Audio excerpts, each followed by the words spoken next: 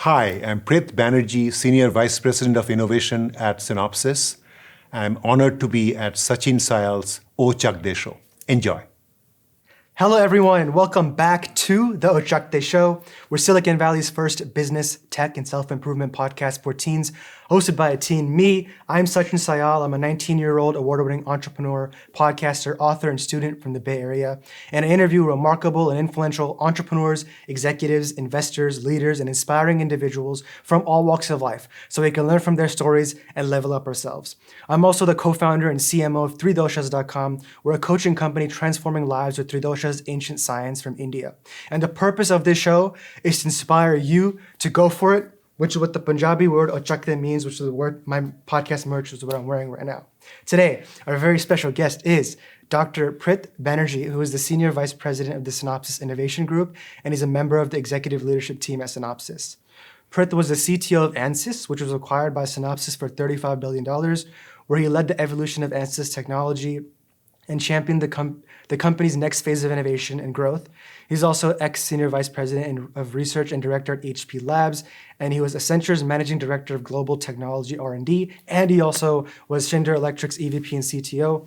So before tech, Prith was a professor of electrical and computer engineering and the Director of Computational Science and Engineering at UIUC. He was also the Dean of the College of Engineering at UIC and the Chairman of the Electrical and Computer Engineering Department at Northwestern University. He's also a serial entrepreneur and started a company called AccelChip, which was bought by Xilinx. And he holds a B.Tech in electronics engineering from IIT Kharagpur, where he was awarded the President's Gold Medal. And he also has an MS and Ph.D. in electrical and computer engineering from UIUC. So, Prith, welcome to the Ochak Day Show. Thank How you. are you and what's new and exciting? Thank you very much I was so excited to come to your shows, Sachin. I've heard it, seen it. Thank you very much. And so today is a great day for Synopsys. We are celebrating our 40th anniversary. Yes. And we, as a leading company in the world of electronic design automation, IP, hardware acceleration, and simulation, I'm delighted to speak to your audience today. Thank you so much. And I just want to say, before we start with the interview, I really appreciate the opportunity. It's great to be here at the Synopsys headquarters in Sunnyvale at this beautiful studio. So you're helping my dream stay alive, so I really appreciate it. Thank you so much for doing that. Let's start off with the first question. I want to take it all the way back. Can you talk about your teen years? What were you into, and what were you passionate about, and what drew you to tech and wanting to become a professor, entrepreneur, tech exec, board member, and more? So my teen years, I grew up in Kolkata, India, and I went to Don Bosco School in Kolkata. And again, I was drawn into science and engineering, and I used to do science projects like kids do. And then I was fortunate to have gotten into the IIT Kharagpur, Indian Institute of Technology, Kharagpur. And my main thing that I want to talk to your audience about is in Kharagpur, in the first year, you submit, I applied for this Jagadish Bose National Science Talent Scholarship, which is a very prestigious scholarship in West Bengal. And I participated in a science project that was to do electronic flow meter. I mean, at the time, That sounds pretty cool. You have sort of water going through a pipe, right? And so electronically, how can you measure it? And so I used Bernoulli principle and all that kind of stuff, and I was ranked first at JB STS. Nice. Based on, so that really motivated me to go into science and engineering and all the wonderful things I've done in my life. I find your career so cool because you started off as a professor and then you went into tech. We're going to talk about that, but let's talk about what you're doing right now. You're currently the Senior Vice President of Innovation at Synopsys, and you're a member of the ELT. Can you explain your role and responsibilities at Synopsys in a simple way for my teen audience? Sure. So Synopsys is the leading company for supporting our customers across disciplines in the world of electronic design automation and engineering simulation. We are a company of more than 9 billion in annual revenue. We have more than 30,000 employees. So we have some absolutely amazing products that allow you to design electronic chips, products that allow you to design sort of automobiles or aerospace, airplanes, and so on, right? Yeah. But that's today. So we have amazing products for today. My role is to look in the future. 3 years, 5 years, 10 years in the future and imagine what kinds of products our customers would need and what kind of products Synopsys would build in the future. That's an amazing role. Honestly, innovation is one of my favorite words, actually. So it's cool that's what your role is exactly. I have a question about some of the companies you've worked at. You've been on a lot of iconic organizations, Synopsys, Ansys, HP Labs, Accenture. Are there any patterns or lessons that stand out from working across so many different companies and cultures? So yeah, I've worked at, as you said, HP Labs, Schneider, ABB, Accenture, and so on, right? The main thing that I've done, these are large multinational companies. They have some absolutely amazing products. These companies like HP used to be a $100 billion company. ABB was a $30 billion company. Schneider, $40 billion company, right? But these are large companies, multinational. ABB was in Zurich, in Switzerland. Schneider was in France. So the thing that comes across is in these companies, whether they're in the US or in Switzerland or France, they're all trying to innovate. They're trying to create the next opportunity for them. They're trying to anticipate what it is in the customers would need. And so they are all looking for an organization like a CTO office, which would imagine the world out there, talk to customers and build these new products. And innovators everywhere, whether it's in Switzerland or France or US, they're all the same. They are always passionate about the new thing. And that's what excites me about this job at Synopsys. I love it. Speaking about your job at Synopsys, what is the innovation group? And what does innovation truly mean to you? Not just as a buzzword, but in real day-to-day work. So for you and your audience to understand, just let me kind of tell you about what Synopsys products enable, right? So you are imagining a product like a car in the automotive world, or an airplane in the aerospace world, or a gas turbine, right? These are products it used to be all mechanical products in the past, but now increasingly they are what is called software-driven. So software-driven vehicle, right? So that Tesla car has 100 million lines of code on that car, right? So it's software-driven. Then it's silicon-enabled. So there is a chip on which the software runs, right?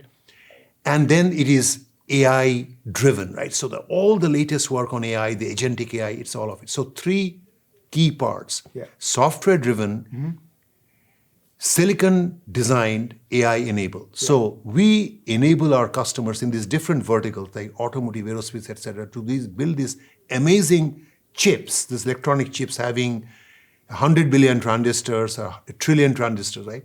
Then the software that runs on the chip, and the software that runs on the chip to control the hardware, right? So that you can do the autonomous driving cars, right? All the Waymo cars that you see here in San Francisco, right?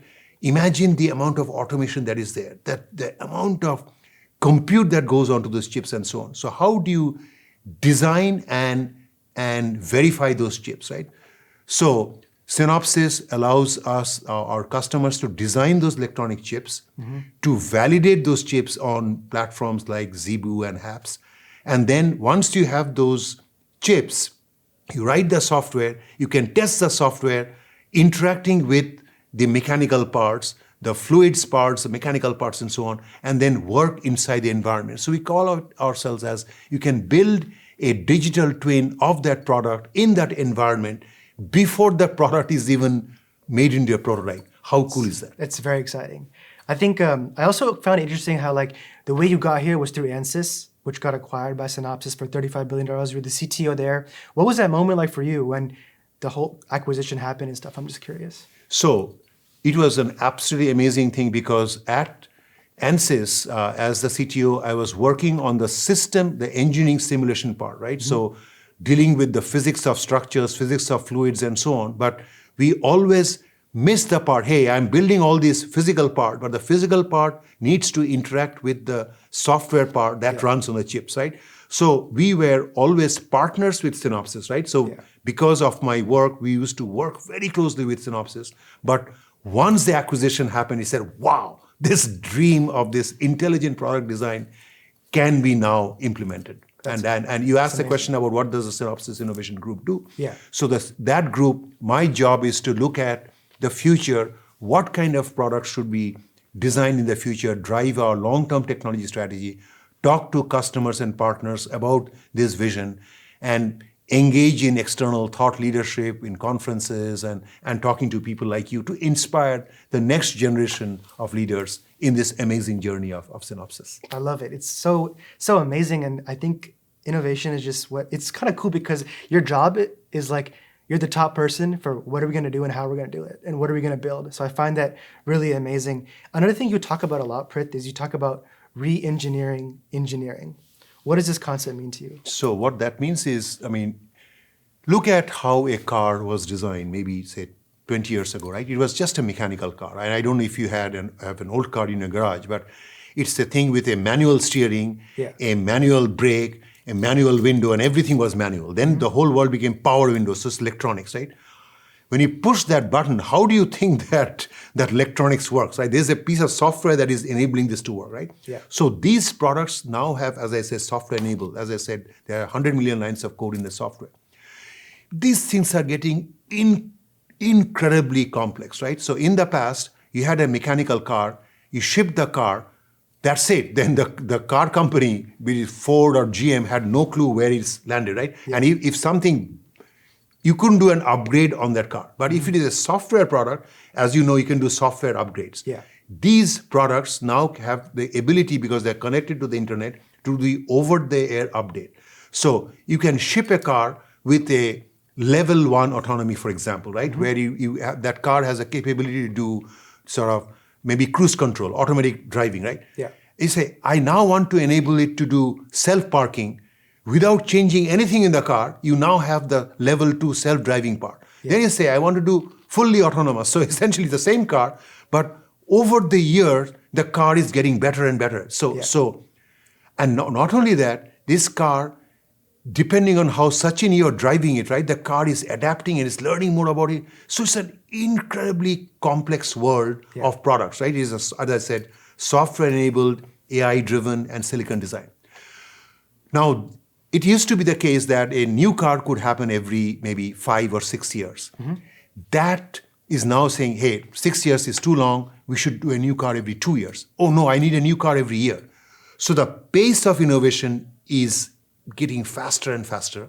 And the complexity of these systems, right? If you look at just electronic chip, it was, when I used to teach VLSI design at Illinois, it had 10,000 transistors in it. Then it went to 1 million transistors, then 10 million transistors. Your dad, we were talking about your dad, right? Working Intel, there were 100 million transistors, 1 billion transistors. These days you have 200 billion transistors in chips from, say, NVIDIA. We are going to go to 1 trillion transistors. Now you have a 1 trillion transistor chip with 100 million lines of code on it, right? With all this AI power, it is so complex, right? Yeah. The complexity is amazing and the pace of innovation is so now you look at an average engineering company, you have maybe 10,000 engineers. If you have to do that same job 4 times as fast, you need 40,000 engineers. If you have to do now this thing, but 10 times as more complex, you need 4 million engineers. You need 10 million engineers.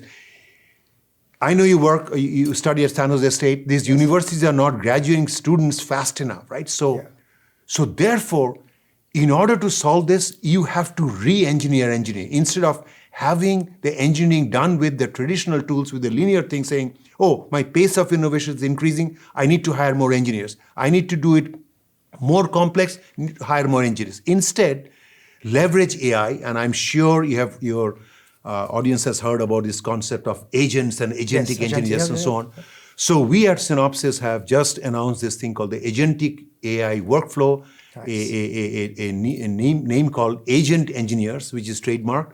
The idea is that this agent engineer will act as an engineer, but the sort of low-level engineering jobs, right? So that the engineer, like you, when you graduate, right, you will be able to work with these agentic engineers to do really complex workflows, and that's re-engineer engineering. Without that, you would not be able to do these really complex, intelligent products. Wow, it also sounds really cool to just say re-engineering engineering. I also am not that technical, but I do know a little bit, so I have to rewatch some of the video to understand everything we said, but I get what you're trying to say, and I think it's really cool. AI, like you mentioned, is moving incredibly fast right now. From your perspective, what should young people understand about it? both its opportunities and its responsibilities? Absolutely. That's a great question. So the way AI works is you have to sort of train an AI model, right? And you look at sort of the foundational models like ChatGPT and so on, right? It looked at all the words in English language, all the poetry and so on. And now with AI, you can generate new things, right? So you can actually be an artist, right? We are talking about music and so on, right? Yeah. So if you're a musician, you learn to play music, and now you have to compose new music and so on. So in this new world, AI is your assistant, and whatever job you do, you are a podcaster. Yeah. You can be a much better podcaster with AI. I am an engineer. I can be a much better engineer with AI. Yeah. People used to write programs in the past, right? Mm-hmm. Manually coding the programs in C or Python. Now people are using tools like Cursor or Cloud and so on, right? And they're using it to be a lot more productive in the world of programming or in the world of chip design. Any field you pick, right? AI can be your assistant. So that's the good part. Yeah. The bad part is what we have to be concerned about is as you are creating, suppose you are creating a new music, right? We are talking about Indian classical music. I say, hey, develop a new music that sounds like sitar, like Ravi Shankar, right?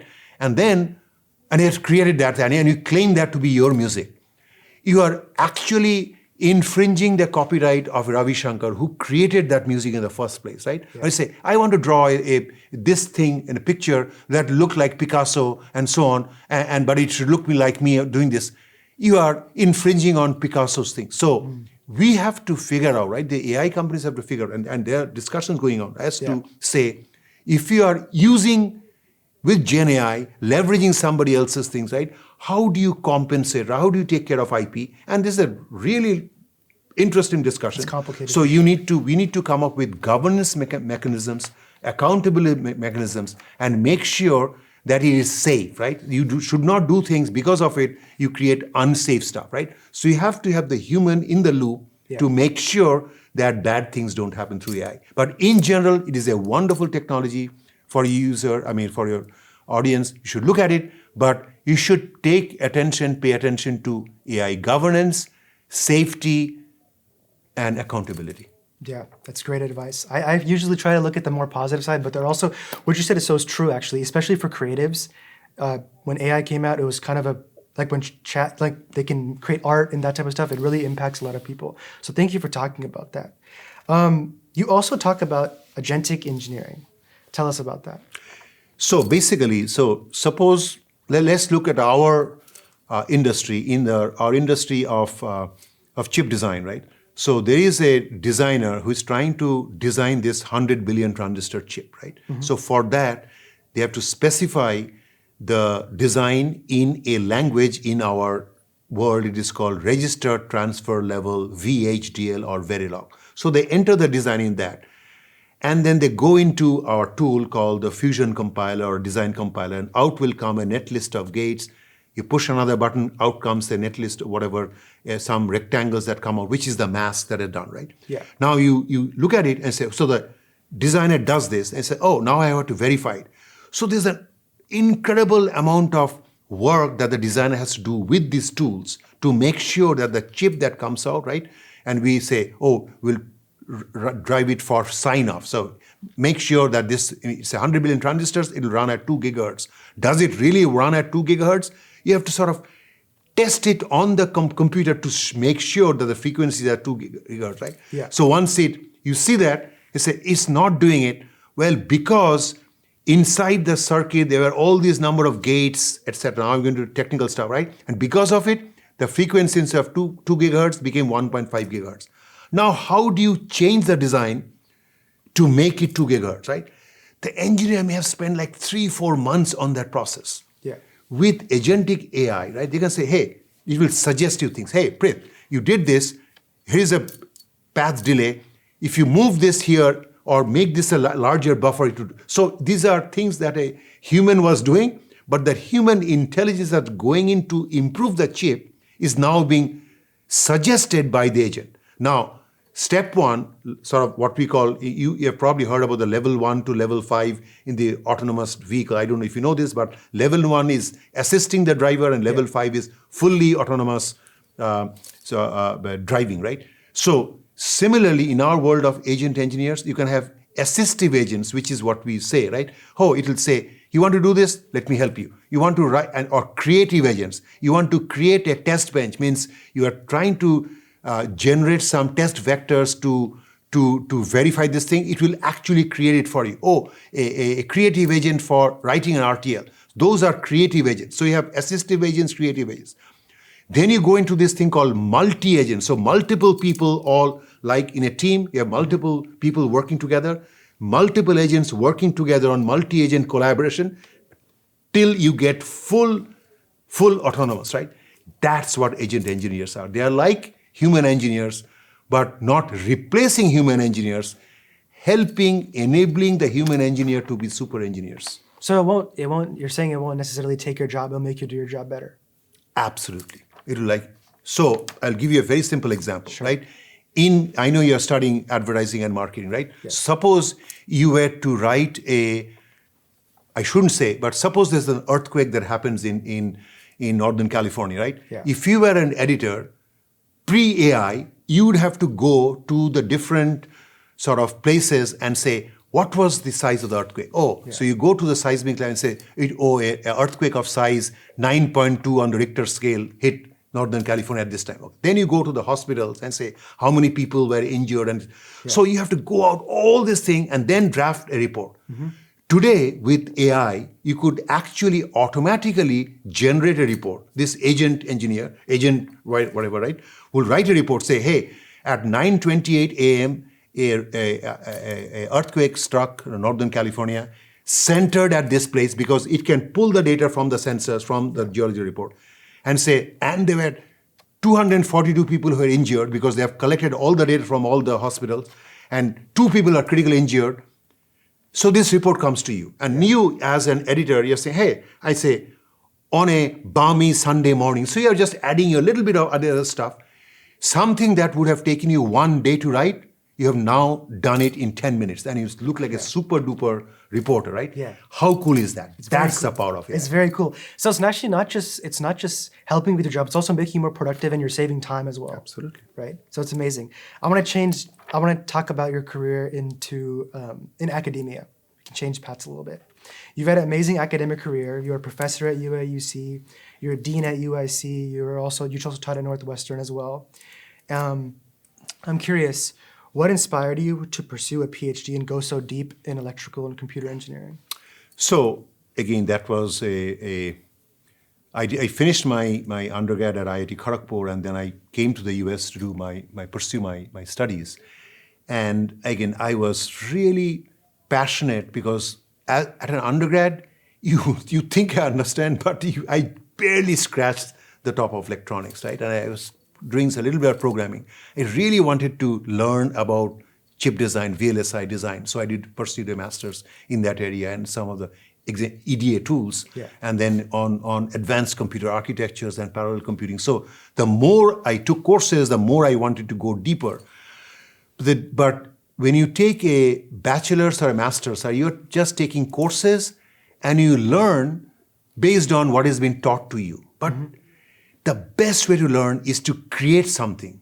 So in a PhD, you actually create something the world has not known. The world does not know how to do this particular thing. You do a lot of research, it takes you 4 or 5 years, and you create that thing that is yours, right? And you publish it, you patent it. I'll tell you, Sachin, the pleasure you get out of that invention, the first time the world knew about this is amazing. But now let me tell you, the work I did for my PhDs, I did some work on fault tolerance, whatever, et cetera, right? But I'm doing other things.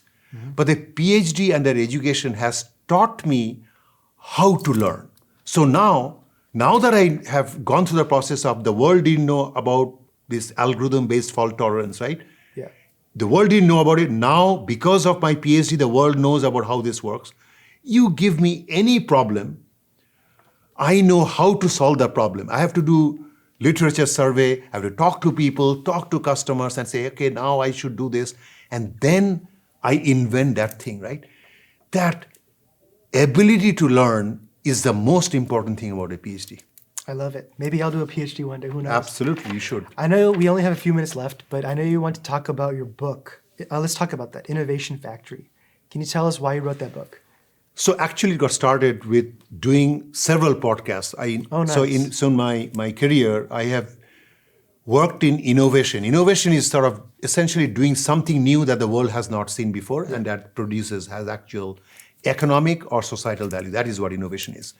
So I have practiced innovation in the academic world, right? In the university world, you're doing research, you're trying to do things with your publishing papers, and we're working with students. So I had 20 years of experience in innovation in academia. Then, as you mentioned in the introduction, I was involved with innovation in some startups. I did 2 startups where I took that innovation from the lab and I built real products that was beneficial to society, right, to our customers. And then the last 15 years, I have worked in large organizations driving innovation at HP, innovation at ABB, at Schneider, and Ansys, and now at Synopsys. So I have seen large companies, how they do innovation.